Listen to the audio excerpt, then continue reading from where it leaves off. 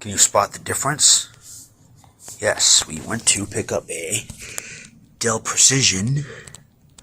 Come on, we're in continuous focus. Why is it not focusing? I'm always in continuous focus and it does it just fine. Precision T3500. I thought I had that. Well, okay, this HP showed up. It said it was recently listed, and I told her that I'd like to come pick it up, and she marked it as sold after she ignored me. So that was bullshit, and I've always wanted one of these for a server. Anyway, 2012. He asked me if I'd like a power cord and a VGA cable, and I said yes to both, even though it doesn't have VGA. And here's the Sharp, if you're wondering about that. No one was, because no one asked me about it. Anyway, let's get this on the bed. It says a Xeon. I was looking at another one that had a Core 2 Duo, I think. Or does it? I don't know, previous version of this. Okay, the lighting in here sucks, whatever. Let's open it up. Yeah, look how clean that is. It has a, how much is it again? 525 watt power supply. Max output. H525AF.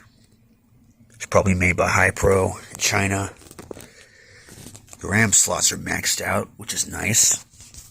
It has a, has a Quadro FX580. Caps look good around the graphics card, of course. Panasonic coin cell battery. No hard drive, which is fine. It's got, over here it has, wait, where are they again? Oh. I was looking at this on the bar.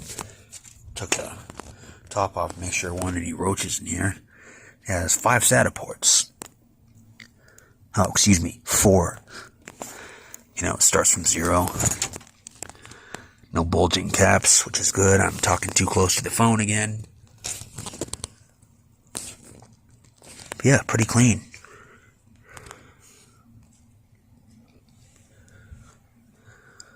Oh, GE was still making plastics back then.